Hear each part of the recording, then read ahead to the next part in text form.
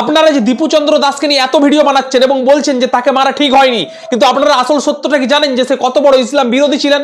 সেটা তো কেউ বলছেন না। সে নবীকে নিয়ে কেমন কটূক্তি করতেন সেটাও আপনার জানা নেই।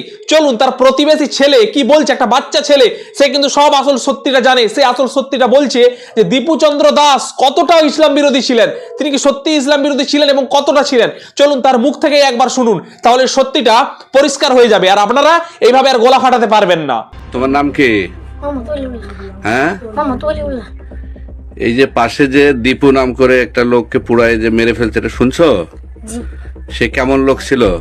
আলহামদুলিল্লাহ ভালো লাগছে। সে কি কোনো ইসলাম বিরোধী কখনো ছিল? ইসলাম মানে কি এরকম আছে, মধ্যবিত্ত আছে, মানে আমাদের সূরা আমরা সবকিছু জানতো। সে সূরা জানতো? হ্যাঁ। আমি যদি মাদ্রাসায় আসতাম তাহলে আমাকে বলতো মুন্সি একটা সূরা বলো। সে সূরা শুনতো হ্যাঁ।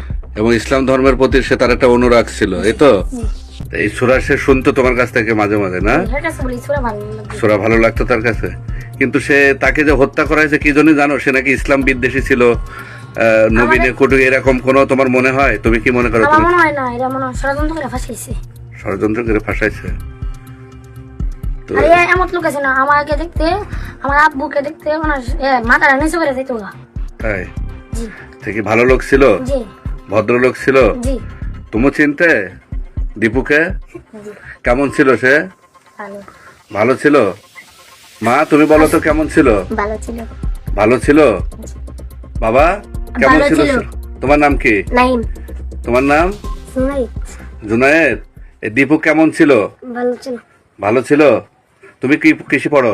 হ্যাঁ হ্যাঁ হেফজে মাদ্রাসায় পড়ো?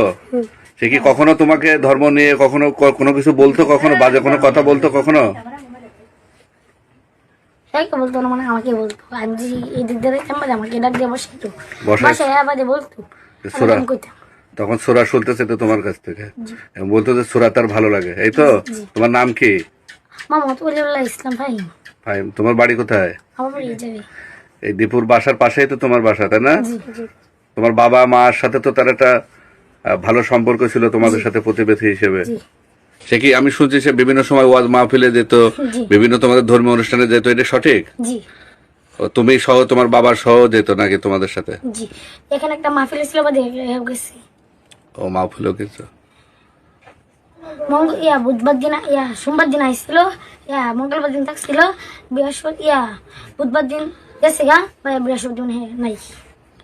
তো তুমি কি মনে করো যে এটা সে কি ইসলামের বিদ্বেষ করতে পারে নাকি তাকে কেউ, কি তোমার কি মনে হয়? আমার মনে হয় ষড়যন্ত্র করে ফাঁসাইছে।